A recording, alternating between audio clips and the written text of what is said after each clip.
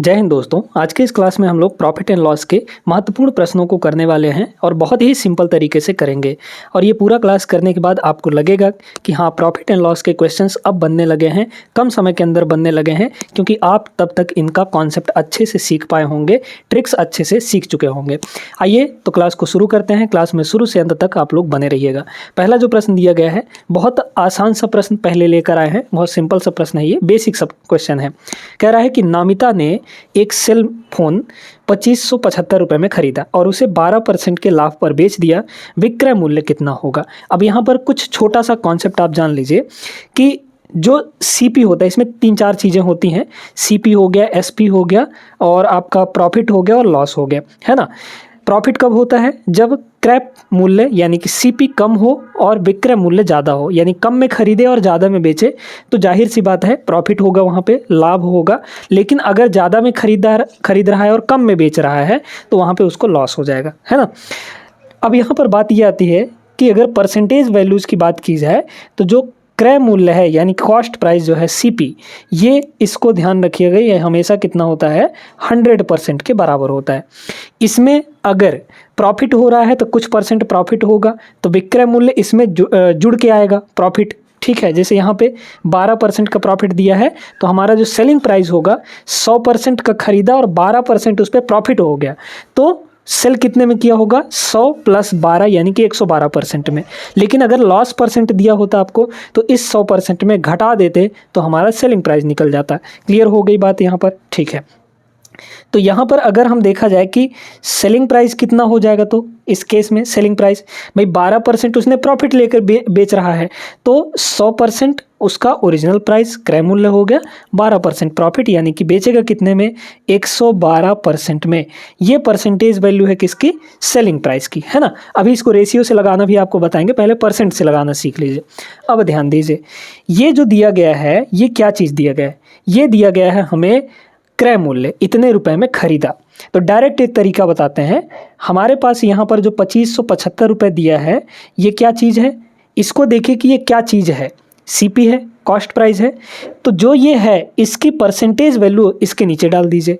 तो ये सीपी है और सीपी परसेंट में कितना है? 100 है, तो इसको यहाँ पे डाल देते हैं। अगर हमें यहाँ पर विक्रय मूल्य दिया होता, यानी एसपी दिया होता, सेलिंग प्राइस दिया होता, तो हम सेलिंग प्राइस की परसेंटेज वैल्यू नीचे डालते हैं, ठीक है। ये डायरेक्ट तरीका है। अब हमें निकालना क्या है? जो चीज़ हमें निकालना है उसको मल्टीप्लाई कर देना है। हमें सेलिंग प्राइस चाहिए तो सेलिंग प्राइस यहाँ पर 112 है, बस ये काम हमें यहाँ पे करना है। क्लियर हो गई बात कि नहीं? अब आइए देखते हैं इसको कैसे करेंगे आगे।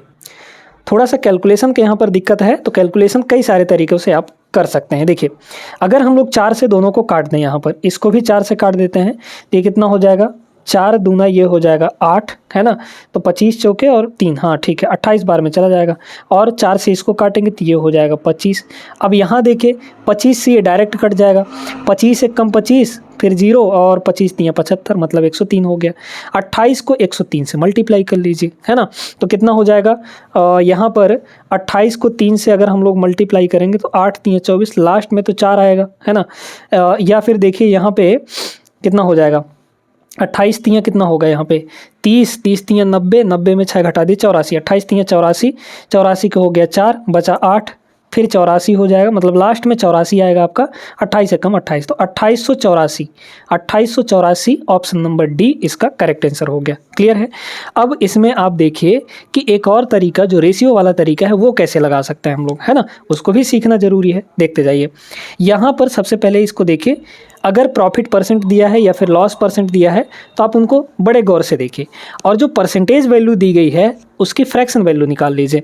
यहाँ पर 12% प्रॉफिट दिया गया है, इस 12% का हम लोग अगर फ्रैक्शन वैल्यू निकालेंगे तो कितना आ जाएगा? 3/25 आ जाएगा। आ जाएगा कि नहीं? कैसे आएगा समझिएगा। परसेंट जब हटाते हैं तो डिवाइड में 100 लगता है, मतलब ये कितना हो जाएगा? 12/100, और 12/100 को हम लोग अगर काटें तो 4 से काटेंगे, 4 × 12 और 25 चौके 100, 3/25 आ गया। अब इसमें अगर ये प्रॉफिट परसेंट है तो ऊपर वाली वैल्यू जो होगी वो प्रॉफिट होगी, अगर ये लॉस परसेंट होता तो ऊपर वाला वैल्यू हमारा लॉस होता, है ना। और नीचे वाला चाहे आपको प्रॉफिट परसेंट दिया हो चाहे लॉस परसेंट दिया हो, जब आप उसको फ्रैक्शन में बदलेंगे तो नीचे की वैल्यू हमेशा क्या होती है, सीपी होता है, क्योंकि कॉस्ट प्राइस पर ही प्रॉफिट या लॉस देखा जाता है। क्लियर हो गई बात। तो नीचे की वैल्यू हमारी सीपी हो जाएगी। अब देखिए यहाँ पर अगर देखा जाए तो ये जो 2575 है, ये जो 2575 है, ये क्या गिवन है हमारे पास, ये गिवन है सीपी। और सीपी है कितना, यूनिट में वैल्यू यानी कि रेशियो में वैल्यू कितना है, 25 है। हमें क्या चाहिए, हमें चाहिए यहाँ पे विक्रय मूल्य, सेलिंग प्राइस। तो 25 कॉस्ट प्राइस, 3 उसमें प्रॉफिट ले लेगा, तो 25 + 3 यानी बेचेगा कितने में, 28 में बेचेगा, तो यहाँ पर हो जाएगा 28। ठीक है, आ गया वही चीज़, देख सकते हैं यहाँ पर भी वही चीज़ था, है ना। जब हमने काटा इसको तो नीचे 25 यहाँ पे 28 बन रहा था। अब डायरेक्टली 25 से इसको काट के मल्टीप्लाई करेंगे तो हमारे पास यहाँ पर 2884 आ जाएगा। समझ में आया सभी को बहुत अच्छे तरीके से, परसेंट वाला तरीका भी और रेशियो वाला तरीका भी। क्लियर हो गया, आगे बढ़िए। चलिए दूसरा सवाल यहाँ पर देखते हैं। अब ये थोड़ा सा यहाँ पे डिस्काउंट का प्रश्न आ गया है, डिस्काउंट के बारे में थोड़ा सा समझ लीजिए। तो यहाँ पर डिस्काउंट जब भी निकालते हैं ना, वो मार्क्ड प्राइस पर निकाला जाता है। मार्क्ड प्राइस का मतलब क्या होता है, अंकित मूल्य, यानी जितना उस ऑब्जेक्ट पर या जितना उस आइटम पर, जो भी वस्तु आप खरीद रहे हैं, जितना उस पर छपा हुआ होगा, जितना अंकित होगा, वही आपका मार्क्ड प्राइस कहलाता है। तो डिस्काउंट हमेशा किस पे दिया जाता है, मार्क्ड प्राइस पर दिया जाता है, ये चीज़ ध्यान रखिएगा। वो कॉस्ट प्राइस पर डिस्काउंट कभी नहीं देगा। कॉस्ट प्राइस पर अगर आपको डिस्काउंट दे दिया तो उसको घाटा हो जाएगा, यानी दुकानदार को जो बेच रहा है सामान, है ना। तो यहाँ पर आपको देखना किसके पॉइंट ऑफ व्यू से है, दुकानदार के पॉइंट ऑफ व्यू से। छूट वो दे रहा है ना। यहाँ पर कह रहा है कि एक कंप्यूटर को 15% का डिस्काउंट के बाद 7650 रुपये में बेचा, इसका अंकित मूल्य यानी मार्क्ड प्राइस कितना रहा होगा। मार्क्ड प्राइस यहाँ पर अपने आप में 100% होता है, ध्यान रखिएगा। जब डिस्काउंट का केस आता है तो मार्क्ड प्राइस 100% होता है, इसी पर डिस्काउंट दिया जाता है। डिस्काउंट कितने का है, 15% में, यानी बेचेगा कितने में, सेलिंग प्राइस कितनी हो जाएगी, सेलिंग प्राइस कितनी हो गई बताइए। तो भाई डिस्काउंट है तो कम ना होगा, इससे कम में बेचेगा।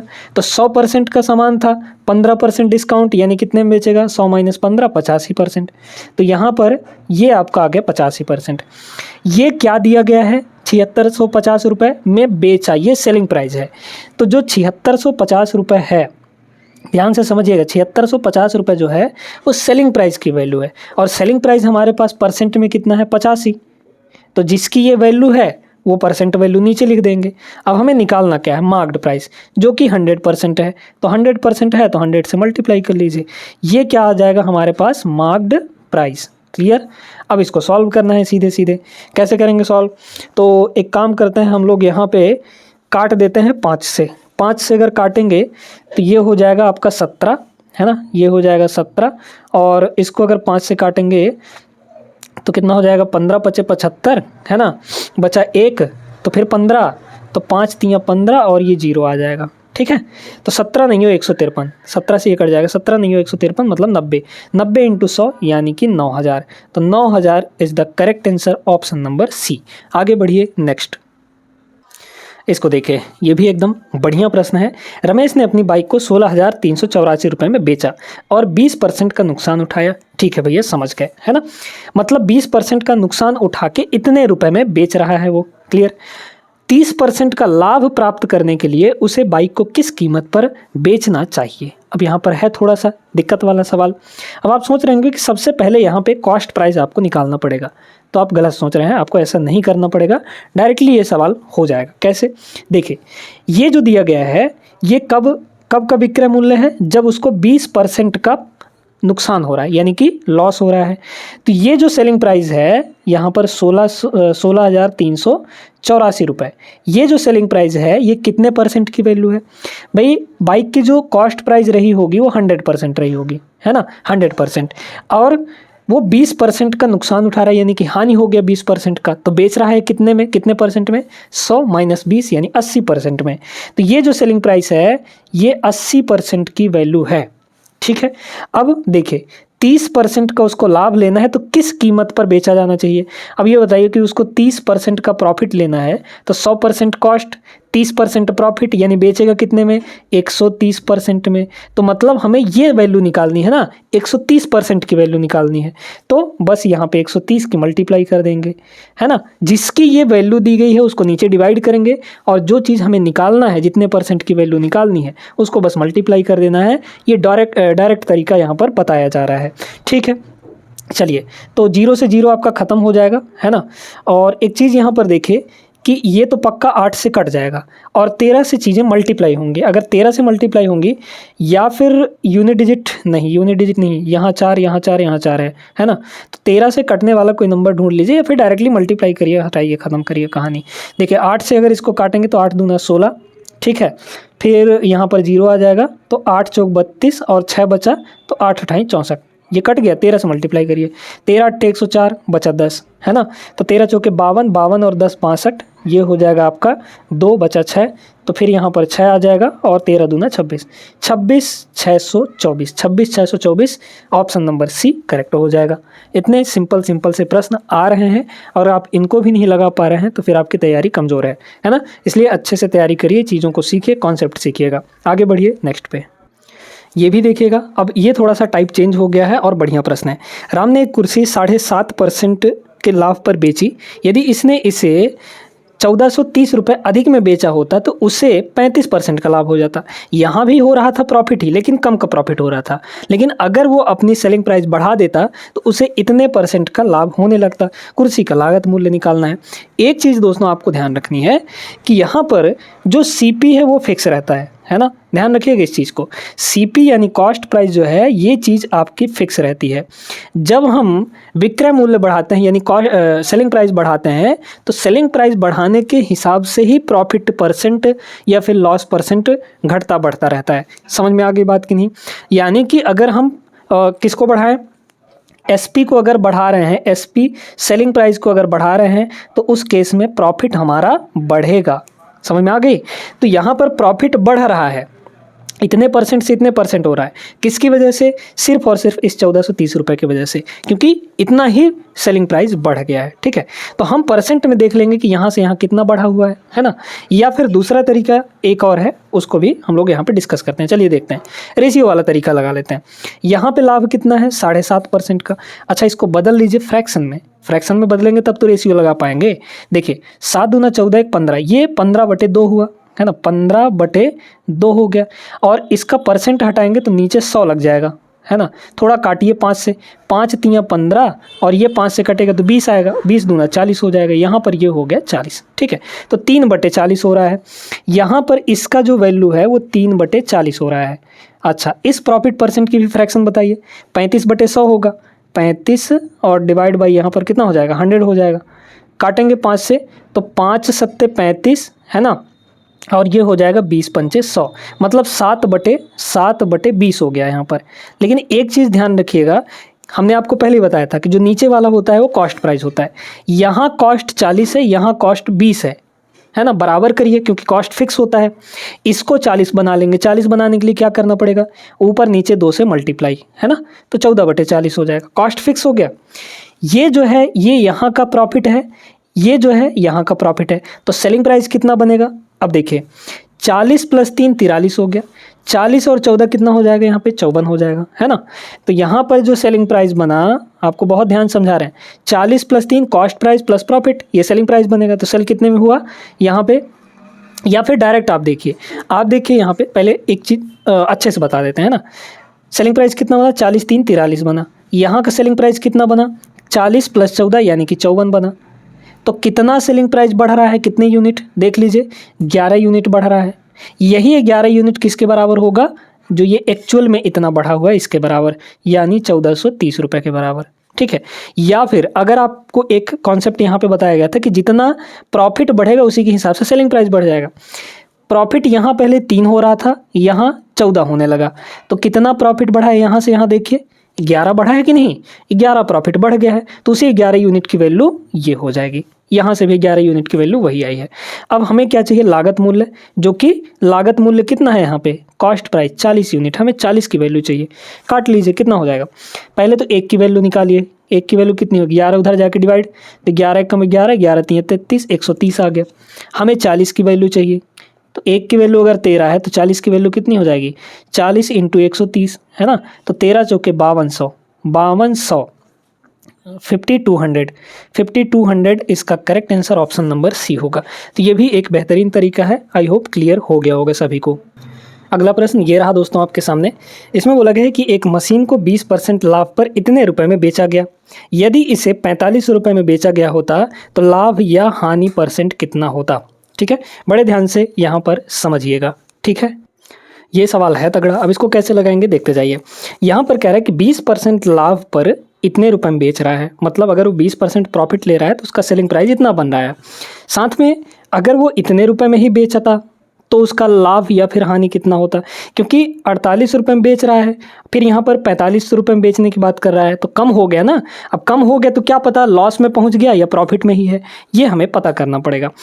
सिंपल सी बात है कि ये तो नहीं होगा, है ना, ये वैल्यू आपका नहीं हो सकता, क्योंकि अगर 48 रुपये में 20% का लाभ हो रहा है तो कम में बेचेगा तो प्रॉफिट कम हो जाएगा, ज़्यादा नहीं होगा, है ना। तो डी ऑप्शन तो यहाँ पर ख़त्म हो गया। अब लगाएंगे कैसे, सुनते जाइए। यहाँ पर अगर हम आपसे पूछें कि ये जो 48 रुपये में बेच रहा है, 48 रुपये में जो बेच रहा है इसकी वैल्यू कितने परसेंट है, परसेंट में बताना है। 20% लाभ लेके बेच रहा है, यानी कितने परसेंट में बेच रहा है, 120% में। क्लियर हो गई बात, ठीक है, क्योंकि 100% आपका सीपी होता है, उसमें 20% जुड़ेगा तो 120 बन जाएगा।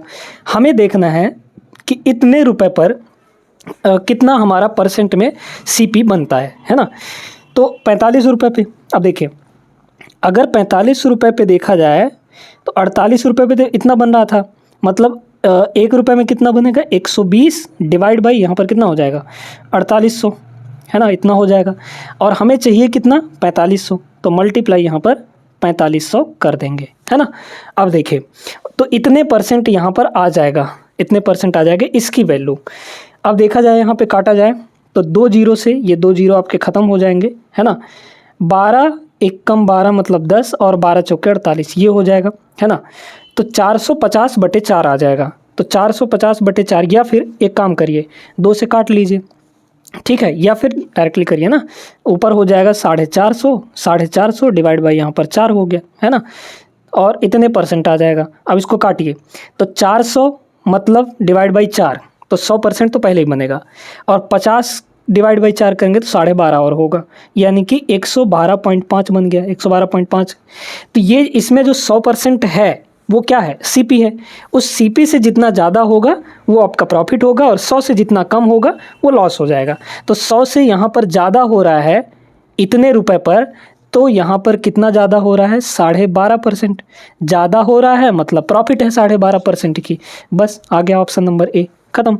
आगे चलिए, ये सवाल देखिए, ये थोड़ा सा अलग टाइप का सवाल है लेकिन बेहतरीन सवाल है। 2024 आरआरबी टेक्नीशियन ग्रेड 3 का है।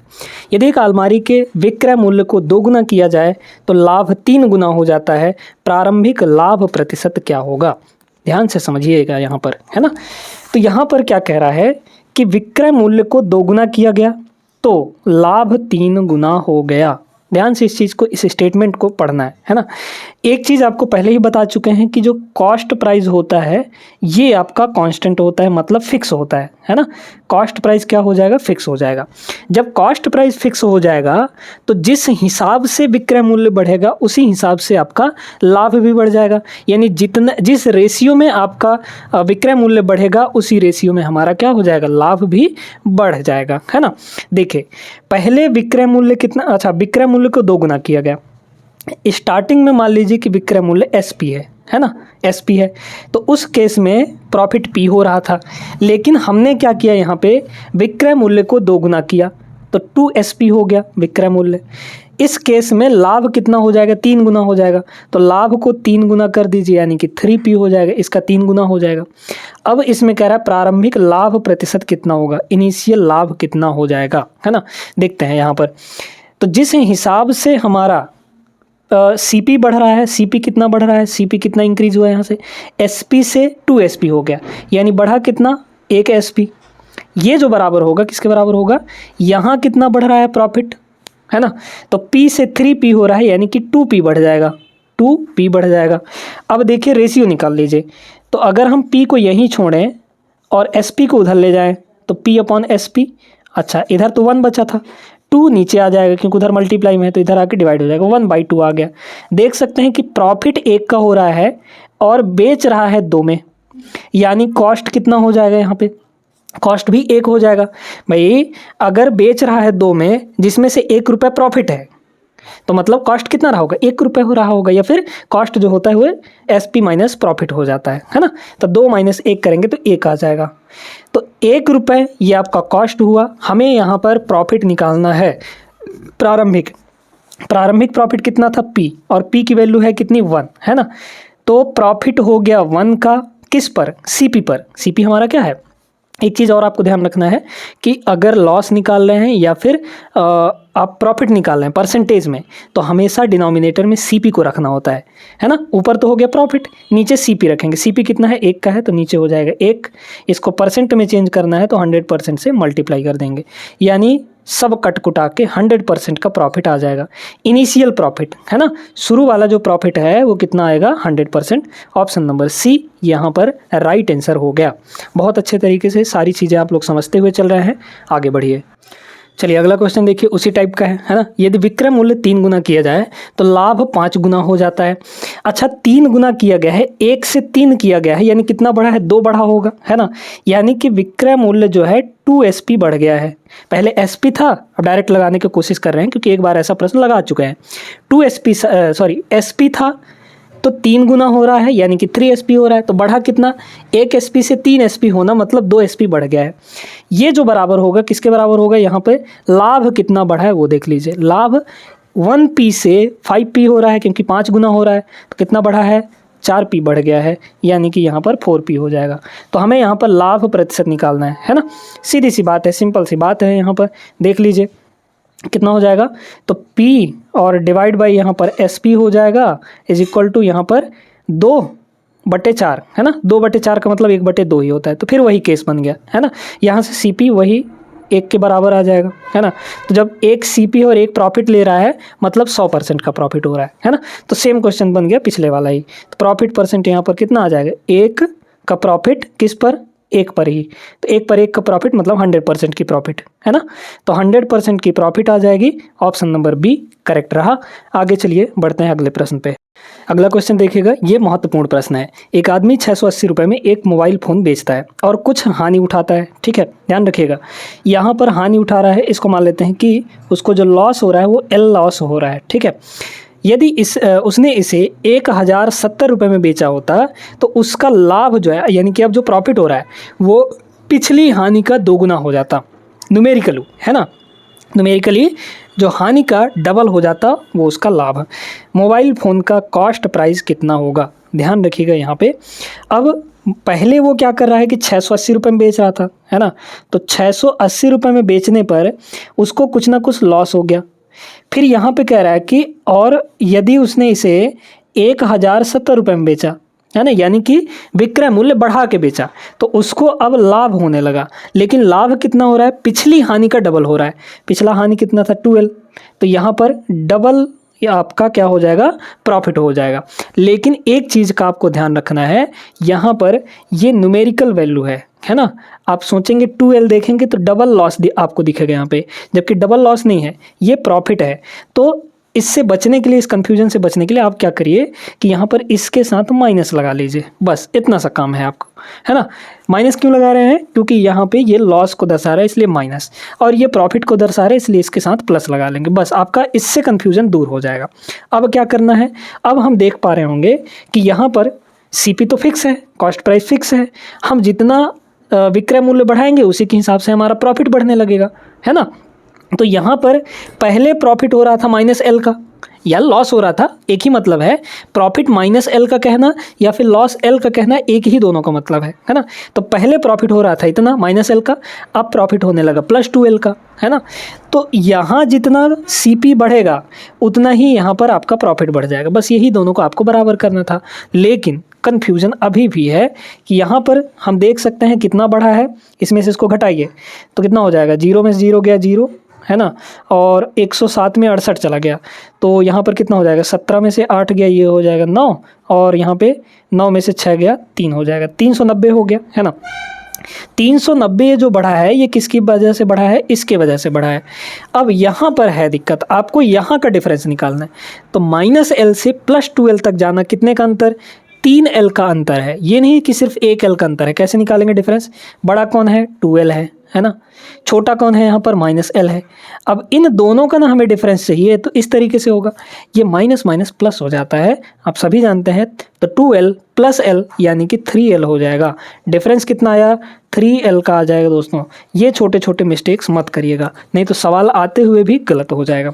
अब यहाँ पे देखिए, तो लॉस की वैल्यू कितनी आ गई? यहाँ पे लॉस की वैल्यू कितनी हो जाएगी? 3 से काट दीजिए इसको, 3 × 3 3 × 3 9, मतलब कि 130 रुपये लॉस हो गया। हमें क्या चाहिए? कॉस्ट प्राइस चाहिए। अब देखिए यहाँ पर लॉस कितना हो रहा था? लॉस 130 रुपये का है ना, 130 रुपये का लॉस हो गया। या फिर प्रॉफिट यहाँ पर देख सकते हैं 2L है, इसका डबल करेंगे तो कितना हो जाएगा? 13, 130 का डबल 260 हो जाएगा, है ना। तो यहीं से आप देखिए, आप सभी जानते हैं कि जो यहाँ पे कॉस्ट प्राइस होता है वो क्या होता है? सेलिंग प्राइस, है ना। लॉस के केस में अगर देखा जाए तो लॉस के केस में आपका CP - SP यानी कि कितना हो जाएगा यहाँ पे? SP + लॉस हो जाएगा, SP + लॉस हो जाएगा, है ना, क्योंकि ज़्यादा में खरीदा कम में बेचा, ठीक है। SP + लॉस हो जाएगा। तो हमें CP चाहिए ना। SP कितना है इस वाले केस में? लॉस के केस में कितना है? 680। तो SP हो गया 680 प्लस लॉस कितना हो रहा है? 130 का, तो यहाँ पर हो जाएगा 130 = कितना आएगा यहाँ पे? 0 8 3 11 का 1 और 6 7 1 8, 810 रुपये, ऑप्शन नंबर डी। या फिर दूसरे तरीके से अगर आप निकालना चाहें तो SP एक और होता है, सॉरी CP जो होता है वो होता है SP और माइनस यहाँ पर प्रॉफिट, ठीक है। प्रॉफिट SP में प्रॉफिट को घटा देंगे तो भी वही चीज़ आएगा। SP कितना है? अच्छा, प्रॉफिट इस केस में हो रहा है तो SP कितना है यहाँ पर? 1070। इसमें से हम प्रॉफिट को घटाएंगे, प्रॉफिट कितने का होगा? दोनों जगह से आप निकाल सकते हैं ना। 130 रुपये L की वैल्यू, तो 2L की वैल्यू 260 रुपये हो जाएगी। तो यहाँ पे हो गया 260, माइनस आप 260 कर दीजिए, यहाँ से भी घटाएंगे तो वही वैल्यू आएगी, है ना। देखिए 0 से आपका 0 हो गया और 7 में 6 गया 1 आ जाएगा और 10 में 2 गया 8, 810 रुपये आया। यहाँ से भी कॉस्ट प्राइस वही चीज़ आ गया। तो यहाँ से भी आप लोग ले सकते हैं, यहाँ से भी ले सकते हैं, आपकी मर्जी है, जहाँ से निकालना चाहे वहाँ से निकालें। ऑप्शन नंबर डी इसका करेक्ट आंसर होगा। चलिए ये सवाल देखिए, ये भी उसी टाइप का सवाल है ना। आप चाहें तो वीडियो रोक कर एक बार ट्राई जरूर कर सकते हैं। एक वस्तु को 1800 रुपये में बेचने पर अर्जित प्रतिशत लाभ जो है उसी वस्तु को इतने रुपए में बेचने पर होने वाली हानि प्रतिशत के बराबर है, ठीक है। 20% लाभ कमाने के लिए वस्तु को किस कीमत पर बेचा जाना चाहिए? सबसे पहले हम लोग यहाँ पे कॉस्ट प्राइस निकालेंगे, तब न जाके हमें यहाँ पर 20% की वैल्यू निकलेगी, ठीक है। चलिए देखते हैं बड़े ध्यान से। यहाँ पर कह रहा है कि अगर वो 1800 रुपये में बेच रहा है ना, ये सेलिंग प्राइस है, 1800 रुपये में बेच रहा है, क्योंकि CP तो फिक्स होगा। बेचने पर अर्जित लाभ मान लीजिए कि इस केस में P हो रहा है, प्रॉफिट P हो गया, है ना। 1160 रुपये में बेचने पर 1160 रुपये में बेचने पर होने वाली प्रतिशत हानि के बराबर है। यानी यहाँ पर जो लाभ हो रहा था यहाँ पर लॉस के बराबर है। दोनों लाभ और हानि बराबर है, न्यूमेरिकल वैल्यू, है ना। न्यूमेरिकली दोनों, जैसे मान लीजिए कि 120 रुपये का प्रॉफिट भी हो रहा था, 120 रुपये का लॉस भी हो रहा था, इस तरीके से आप समझ सकते हैं। तो यहाँ पर प्रॉफिट इतने का P कमाना है तो लॉस भी उतने का ही होगा, लेकिन इसमें हम माइनस लगाएंगे, है ना, तब ना डिफरेंस समझ में आएगा कि कौन प्रॉफिट है कौन लॉस है। लॉस के केस में माइनस लगा दीजिएगा। अब फिर वही है, ये विक्रय मूल्य है तो यहाँ का डिफरेंस देख लीजिए और यहाँ का डिफरेंस आप देख लीजिए, दोनों को बराबर कर लीजिए। 1800 में 1160 घटाइए, 100 में से 60 गए, ये हो जाएगा 40, है ना। फिर यहाँ बचा 1700, 1700 में 1100 गया तो 17 में से 11 गया 600, 640 आ जाएगा डिफरेंस। ये डिफरेंस किसके बराबर होगा? इन दोनों के डिफरेंस के बराबर। तो P में से -P घटाएंगे अगर तो 2P आ जाएगा, तो यहाँ पर हो गया 2P। तो P की वैल्यू यहाँ से कितनी आ गई? प्रॉफिट की वैल्यू कितनी हो रही है? 32, है ना, 320 रुपये की। भाई 2P की वैल्यू 640 है तो P की वैल्यू 320 हो जाएगी, ठीक है। प्रॉफिट हमारा कितना हो रहा है यहाँ पर? 320 रुपये हो रहा है। अब देखिए कॉस्ट प्राइस जो भी रहा हो, है ना, कॉस्ट प्राइस जो भी रहा हो उसमें प्रॉफिट को जोड़ेंगे तो हमारे पास सेलिंग प्राइस मिल जाएगा। कॉस्ट प्राइस CP है, उसमें प्रॉफिट को जोड़ेंगे 320 रुपये, तो प्रॉफिट किस केस में हो रहा है? इस केस में तो ये लॉस है ना। इस केस में प्रॉफिट हो रहा है, मतलब इतना हो जाएगा सेलिंग प्राइस, है ना, ये हो गया क्योंकि सीपी में प्रॉफिट जोड़ते हैं तो सेलिंग प्राइस निकल कर आता है। तो यहाँ से सीपी कितना आ जाएगा, 1800 में 320 घटा लीजिए। अगर 1800 में 300 घटाएंगे तो 1500, उसमें 20 और घटाएंगे तो 1480 आ जाएगा। तो ये सीपी आपका 1480 रुपया हो गया। हमें 20% का लाभ लेना है तो किस कीमत पर बेचा जाना चाहिए, सीपी कितना है यहाँ पर 1480 है ना, 1480। हमें यहाँ पे 20% का प्रॉफिट लेना है तो कितने में बेचा जाना चाहिए, 120% में। 120% इसका निकाल लीजिए बस, 120% यानी डिवाइड बाई 100 हो जाएगा। कटेगा 2 जीरो से 2 जीरो, 12 8 96 यानी कि यूनिट डिजिट आपका 6 आएगा, है ना। 2 गुणे 8 करेंगे तो 6 आएगा। यूनिट डिजिट 6 सिर्फ एक जगह है, ऑप्शन नंबर ए में। ये आपका करेक्ट आंसर हो जाएगा। समझ गए होंगे सभी लोग अच्छे तरीके से। 9 क्वेश्चन हो चुके हैं, एक प्रश्न चलिए और करते हैं। 10वां सवाल यहाँ पर देखिएगा। ये एक ऐसा सवाल है, इसमें अगर आप थोड़ा सा भी इधर उधर ध्यान भटकाए तो ये सवाल आपसे गलत हो जाएगा। बहुत बारीकी से चीज़ों को समझना है। श्याम एक नोटबुक को लागत मूल्य के बराबर लाभ प्रतिशत पर 24 रुपये में बेचता है। यहाँ पे एक चीज़ ये दे दिया, लाभ प्रतिशत। अगर ये प्रतिशत ना दिया रहता तो ये सवाल बहुत आसान होता, है ना।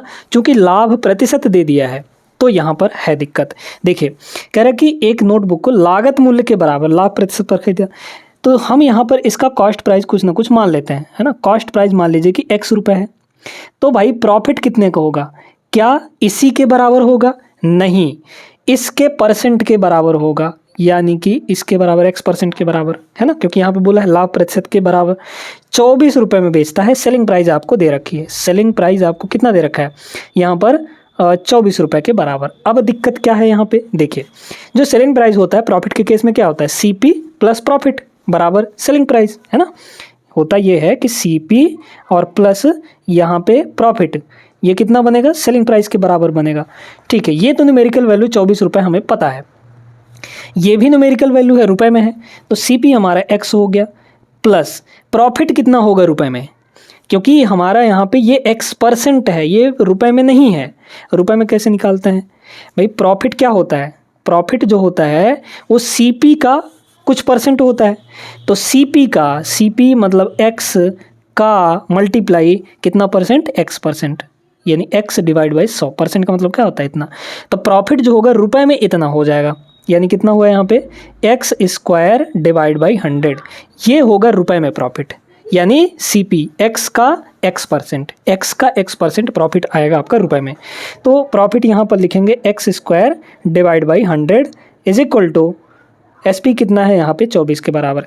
अब हमें चाहिए क्या था, नोटबुक की कीमत यानी कॉस्ट प्राइस जो कि X है, हमें X की वैल्यू ही चाहिए, और X की वैल्यू इनमें से कोई एक होगा जो सही होगा। आप इसमें रख के देख लीजिए ऑप्शन कौन सा सही हो रहा है। देखिए 24 तो हो नहीं सकता, क्यों, क्योंकि 24 रुपये में तो बेच रहा है वो, अगर वो 24 में ही खरीदेगा तो उसको नो प्रॉफिट नो लॉस होगा, लेकिन यहाँ पे प्रॉफिट हो रहा है, मतलब इतने में नहीं खरीदा होगा। इन चारों ऑप्शन में से एक को देखिए। चलिए अगर हम X की वैल्यू इसको ले लेते हैं, X की वैल्यू 20, तो यहाँ क्या होगा 20 हो जाएगा, प्लस 20 का स्क्वायर कितना होगा 400, और डिवाइड बाई यहाँ पर 100 हो जाएगा। क्या सेटिस्फाई किया, बिल्कुल किया, ये कट जाएगा, 20 और 4 24 आ गया, तो इधर 24 के बराबर आ गया ना, मतलब X की वैल्यू कौन सेटिस्फाई कर गया, ये वाला। ख़त्म कहानी, आगे चेक करना ही नहीं। 18 रखेंगे तो नहीं आएगा, 16 रखेंगे तो भी नहीं आएगा, है ना। तो 20 पे ये वैल्यू सेटिस्फाई कर गई, मतलब 20 रुपये यहाँ पर नोटबुक की कीमत थी। बहुत अच्छा प्रश्न था, कॉन्सेप्चुअल था। आई होप क्लियर हो गया होगा, और ये वीडियो अच्छी लगी हो तो लाइक करना है, मतलब करना है। आगे मिलेंगे हम लोग नेक्स्ट क्लास में, तब तक के लिए जय हिंद।